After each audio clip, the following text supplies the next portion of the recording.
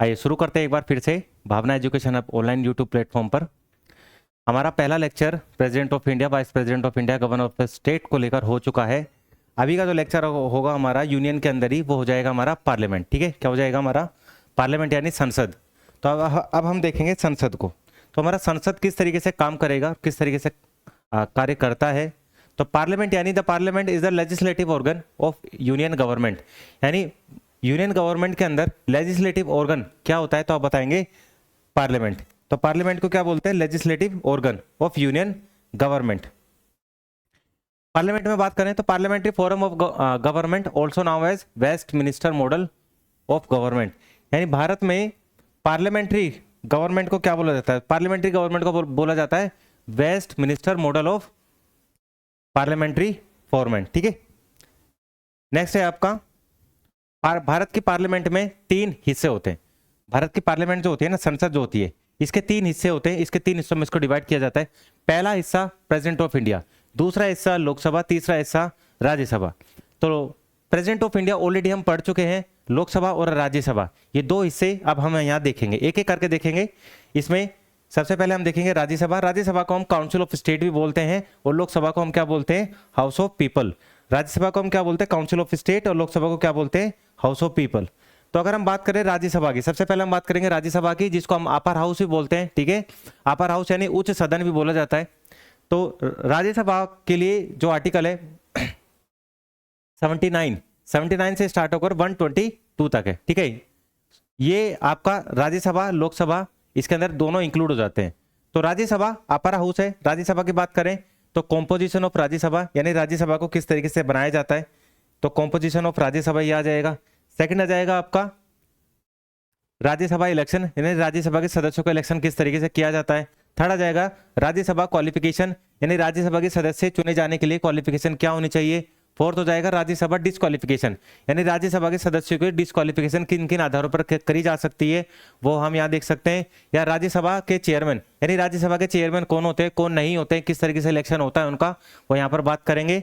और नेक्स्ट है आपका राज्यसभा डेप्यूटी चेयरपर्सन या डेप्यूटी चेयरमैन, यानी राज्यसभा का डेप्यूटी चेयरमैन कौन होता है, किस तरीके से इनको इलेक्ट किया जाता है, वो हम यहाँ पर देखेंगे। ठीक है, तो बात करें राज्यसभा के बारे में, तो भाई राज्यसभा जो है ना, इनके जो मेंबर होते हैं वो इलेक्टेड होते हैं।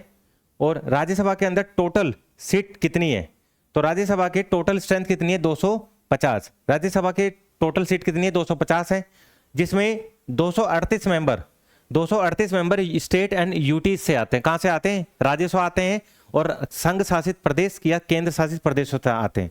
और 12 सदस्यों को नॉमिनेट किया जाता है बाय प्रेसिडेंट, यानी भारत के राष्ट्रपति के द्वारा 12 सदस्यों को नॉमिनेट किया जाता है, और 238 सदस्य इलेक्टेड होते हैं।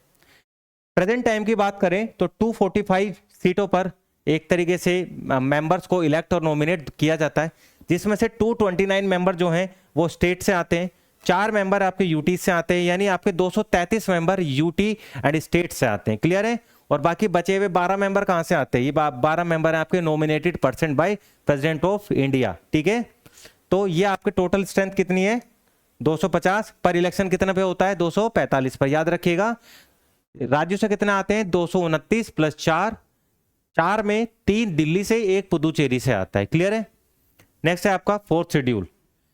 राज्यसभा के बारे में किस शेड्यूल में जानकारी दी गई है, सबसे पहले तो आप बताएंगे शेड्यूल 4 के अंदर राज्यसभा की सीटों का बंटवारा लेकर जो बात करी गई है वो शेड्यूल 4 में करी गई है। इसमें क्या बताया गया है, deal with the allocation of seat in Rajya Sabha to the state and union territories, यानी राज्यसभा के अंदर या राज्यों के अंदर या यूटीज के अंदर राज्यसभा में जो सीटों को बंटवारा किया जाएगा वो किस आधार पर किया जाएगा, पॉपुलेशन के आधार पर। ठीक है, और ये किसके बारे में बताया गया है, ये शेड्यूल 4 में बताया गया है। क्लियर है, नेक्स्ट है आपका राज्यसभा फर्स्ट कॉन्स्टिट्यूटेड इन 1952, यानी राज्यसभा को सबसे पहले कब बनाया गया, 1952 में बनाया गया। नेक्स्ट है इट इज परमानेंट बॉडी, यानी राज्यसभा क्या है, एक परमानेंट बॉडी है, इसको कभी भी डिसॉल्व या इसको भंग नहीं किया जा सकता।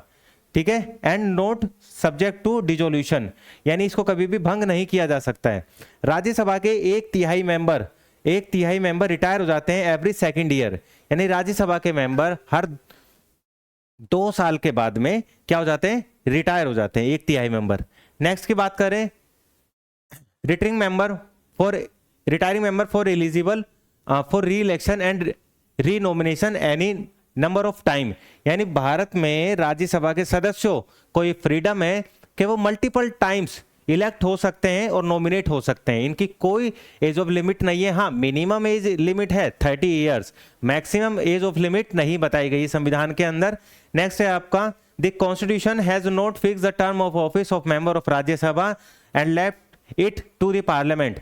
यानी भारत में राज्यसभा के सदस्यों का कार्यकाल कितना होगा इस संविधान में कहीं भी लिखा या पढ़ा नहीं गया है। तो राज्यसभा का सदस्यों का कार्यकाल कितना होता है? तो राज्यसभा का सदस्यों का कार्यकाल होता है 6 साल का। कितने साल का होता है? 6 साल का होता है। और ये 6 साल का डिसाइड किसने करा? तो ये सारी की सारी पावर संविधान ने किसको सौंपी हुई है? सारी की सारी पावर संविधान ने पार्लियामेंट को दे दी, और पार्लियामेंट को दे दिया। पार्लियामेंट को डिसाइड करने का राइट है कि राज्यसभा के सदस्यों का कार्यकाल 5 वर्ष हो, 6 वर्ष हो, 7 वर्ष हो या 1 वर्ष हो। ठीक है, ये सारी पावर किसके हाथ में? पार्लियामेंट के पास में। तो पार्लियामेंट ने डिसाइड किया हुआ है प्रेजेंटली राज्यसभा के सदस्यों का कार्यकाल कितना होगा? 6 साल होगा। क्लियर है? नेक्स्ट है आपका चेयरमैन ऑफ राज्यसभा। यानी राज्यसभा का सभापति कौन होता है? ठीक है, तो मैं बताऊंगा इसमें। The chairman of Rajya Sabha can be removed from his office only if he is removed from the office of the vice president. यानी राज्यसभा के सभापति को उस ही आधार पर हटाया जा सकता है जिस आधार पर भारत के उपराष्ट्रपति को उसकी पोस्ट से रिमूव करा जा सकता है। भाई ऐसा क्यों? ऐसा इसलिए कि राज्यसभा का चेयरमैन जो होता है वही होता है vice president of India. Next है आपका, the vice president can not preside over a sitting of Rajya Sabha as its chairman when a resolution for his removal is under consideration। जब उपराष्ट्रपति को हटाने का प्रस्ताव विचाराधीन हो तो उपराष्ट्रपति राज्यसभा के सभापति के रूप में बैठक की अध्यक्षता नहीं कर सकता है। यानी उपराष्ट्रपति को उनकी पोस्ट से हटाया जा सकता है। किसके द्वारा? इम्पीचमेंट के द्वारा। यानी जब उपराष्ट्रपति के ऊपर महाभियोग का प्रोसीजर चलाया जा रहा हो उस समय उपराष्ट्रपति राष्ट्रपति के चेयरमैन के रूप में वर्क नहीं करेंगे। क्लियर है? नेक्स्ट है, chairman also can not vote in the first instance, he too can cast a vote to the cast of an equality of votes. यानी अध्यक्ष की तरह सभापति भी पहली बार में मतदान नहीं कर सकता है। होता क्या है?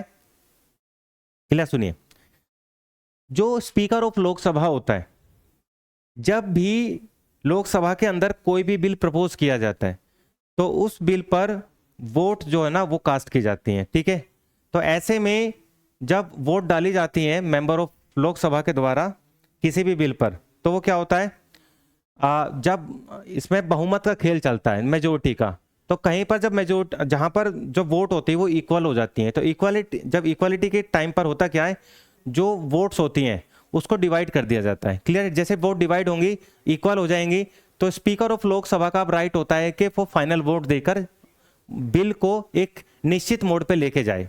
तो ऐसे में इस जो चेयरमैन ऑफ राज्यसभा होते हैं उनका काम ये होता है, अगर वोट 50% पर पहुंच गई है यानी टाई सिचुएशन में है, तब वो अपना वोट ऐड करेंगे। यानी बराबर की स्थिति में ही राज्यसभा के सभापति अपना वोट डाल सकते हैं, और ये पावर लोकसभा के स्पीकर यानी अध्यक्ष की भी सेम होती है। नेक्स्ट है, the power of chairman are similar.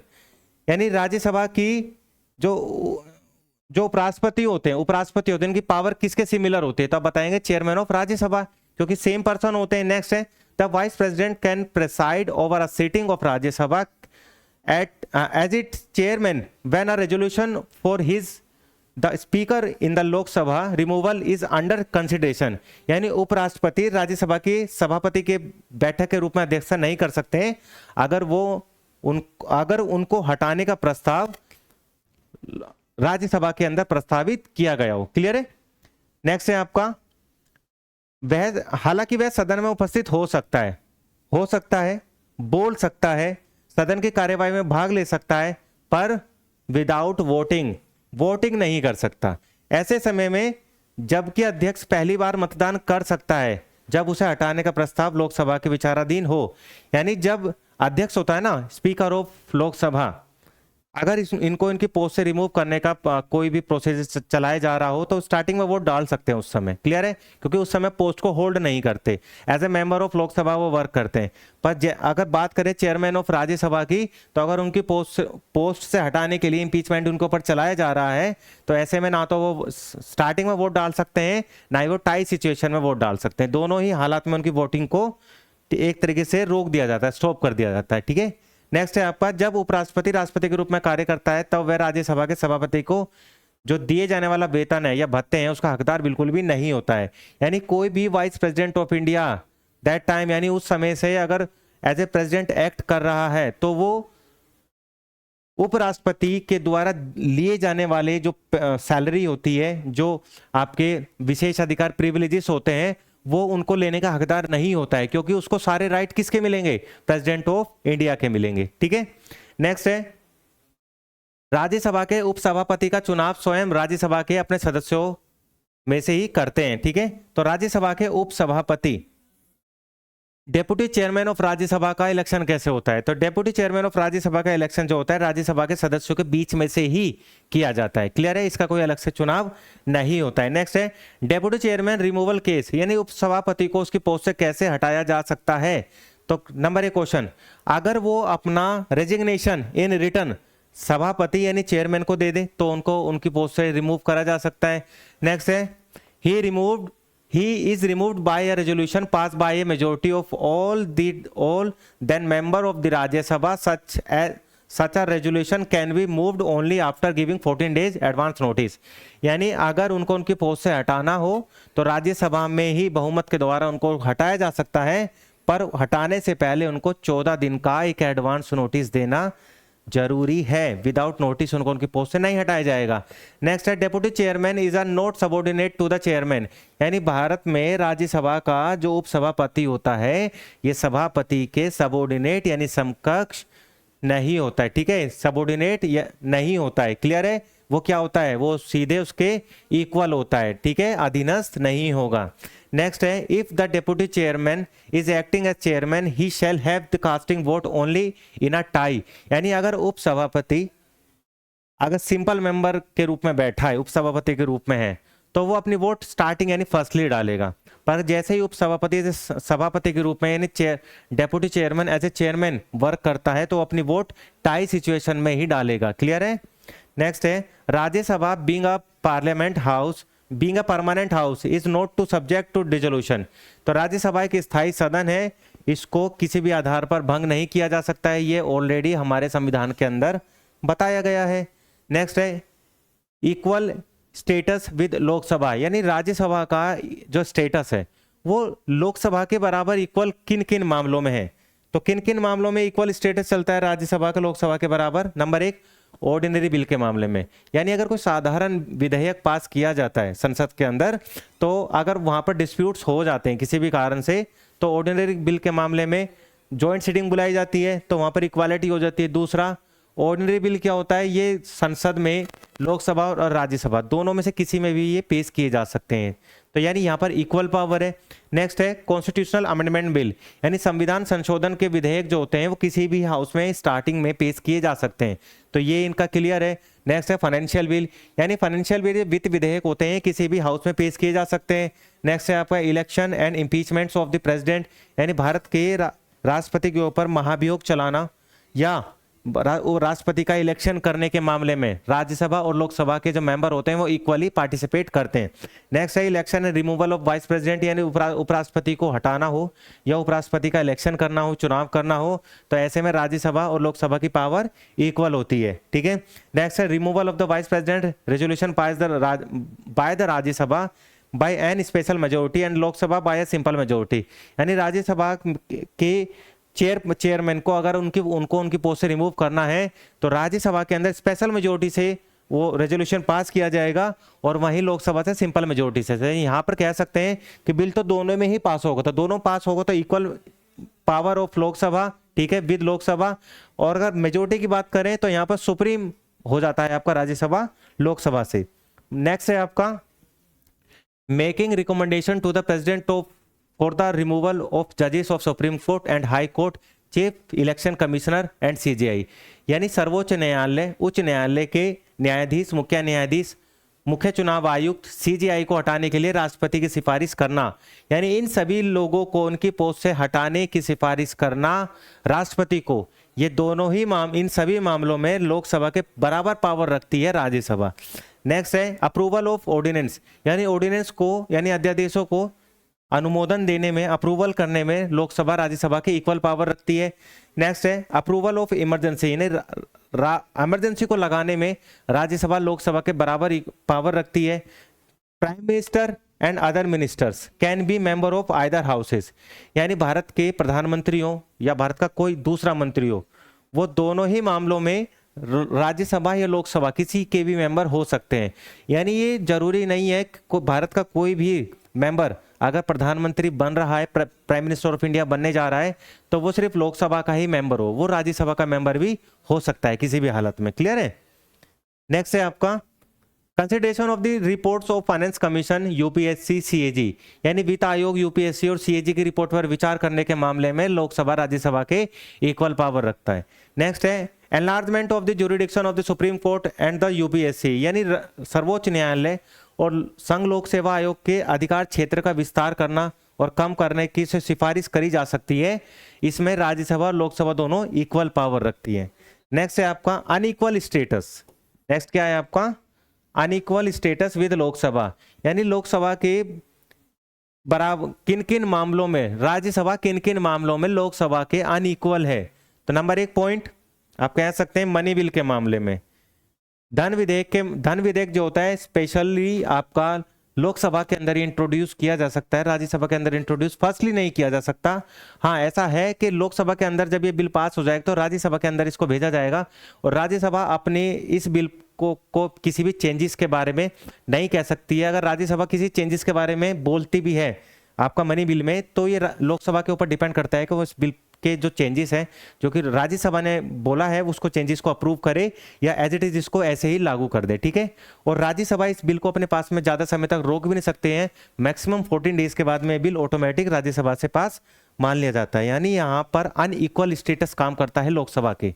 Next है आपका Rajya Sabha can not amend or reject a money bill, return the bill to Lok Sabha within 14 days, ये हम बात कर चुके हैं। नेक्स्ट है speaker of Lok Sabha preside over a joint sitting of both houses, यानी भारत की जो लोकसभा पार्लियामेंट है, पार्लियामेंट के अंदर जो लोकसभा है, लोकसभा के अध्यक्ष की ये पावर है कि जब भी जॉइंट सिटिंग होती है लोकसभा और राज्यसभा दोनों के मेंबर जब एक ही स्थान पर आते हैं एक बिल को लेकर, किस बिल को लेकर, ऑर्डिनरी बिल के मामले में, साधारण विधेयक के मामले में ही जॉइंट सिटिंग बुलाई जा सकती है और ऐसे में लोकसभा का जो अध्यक्ष होता है स्पीकर ऑफ लोकसभा वो ही जॉइंट सिटिंग की क्या करता है, अध्यक्षता करता है, इसको प्रिसाइड करता है।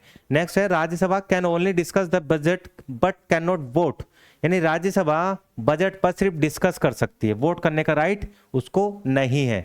नेक्स्ट है discontinuance of the national emergency can be pass only by the Lok Sabha, यानी राज्यसभा को सिर्फ यह अधिकार है कि इमरजेंसी को लागू करना, पर अगर इमरजेंसी को डिसकंटिन्यू करना है तो ऐसे में लोकसभा राज्यसभा से सुप्रीम है, राज्यसभा यहां पर अनइक्वल स्टेटस के रूप में काम करती है।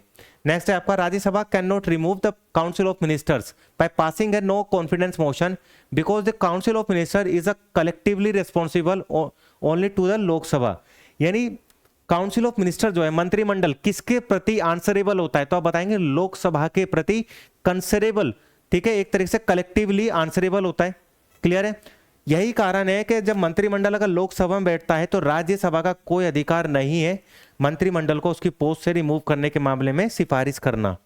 नेक्स्ट है आपका स्पेशल पावर्स ऑफ राज्यसभा, यानी राज्यसभा के पास में ऐसी कौन सी स्पेशल पावर है जो कि लोकसभा से अलग है। नंबर एक पॉइंट क्या है, parliament to make a law on a subject state list, यानी स्टेट लिस्ट के मामले पर कानून बनाने का जो अधिकार है वो स्टेट का होता है। ठीक है, ऐसे में स्टेट लिस्ट पर अगर पार्लियामेंट लॉ बनाए तो इससे सिफारिश कौन करेगा, इसकी सिफारिश करेगा राज्यसभा, और राज्यसभा की सिफारिश किस आर्टिकल के थ्रू होगी, आर्टिकल 249। आर्टिकल 249 का यूज करके राज्यसभा पार्लियामेंट को सिफारिश कर सकती है कि स्टेट लिस्ट के किसी भी लिस्ट पर किसी भी सब्जेक्ट पर कानून बनाए। नेक्स्ट है आपका number 2, parliament to create new all India services common to both the centre and state, यानी पार्लियामेंट भारत में नई ऑल इंडिया सर्विसेज को इम्प्लाई कर सकती है, ठीक है, उसको क्रिएट कर सकती है, पर ये सिफारिश कौन करेगा? ये सिफारिश करेगा राज्यसभा, ठीक है। किस आर्टिकल का यूज कर कर? आर्टिकल 312 का इस्तेमाल कर कर। नेक्स्ट है removal of the vice president can be introduce only the Rajya Sabha, यानी वाइस प्रेसिडेंट को उनकी पोस्ट से हटाने के लिए जो बिल सबसे पहले पेश किया जाएगा वो सिर्फ और सिर्फ राज्यसभा में पेश किया जाएगा। दूसरा, अगर वाइस प्रेसिडेंट को उनकी पोस्ट से हटाना है तो वो जो रेजोल्यूशन होगा इम्पीचमेंट वाला, उसमें जो आपकी स्पेशल मेजोरिटी होगी वो राज्यसभा से होगी और लोकसभा से सिंपल मेजोरिटी से पास होगा। इस कारण से यहां पर स्पेशल पावर रखती है राज्यसभा लोकसभा से। नेक्स्ट है when the Lok Sabha is not in existing only a proclamation approved by the Rajya Sabha is sufficient to the president to impose national emergency और प्रेसिडेंट रूल और फाइनेंशियल इमरजेंसी, यानी किसी भी कारण से जब लोकसभा अपने अस्तित्व में ना हो, प्रेजेंट ना हो, तो उस समय राज्यसभा के पास में स्पेशल पावर है कि देश के अंदर किसी भी टाइप की इमरजेंसी, चाहे वो नेशनल हो, फाइनेंशियल इमरजेंसी हो, चाहे प्रेसिडेंट रूल हो, ऐसे में किसी भी इमरजेंसी को वो अप्रूवल दे सकती है। क्लियर है? पर उसको डिसकंटिन्यू करना है तो इसमें लोकसभा सुप्रीम है, पर अगर उसको स्टार्ट करना है तो यहाँ पर राज्यसभा सुप्रीम स्टेटस रखता है, ठीक है। नेक्स्ट है आपका लोकसभा, ठीक है। तो ये था आपका राज्यसभा, पार्लियामेंट के अंदर जो राज्यसभा है, और राज्यसभा से में स्पेशल पावर, अनइक्वल स्टेटस और आपकी स्पेशल पावर को लेकर, ठीक है। तो यहां पर राज्यसभा कंप्लीट होता है। नेक्स्ट लेक्चर आपका लोकसभा के लिए होगा। धन्यवाद।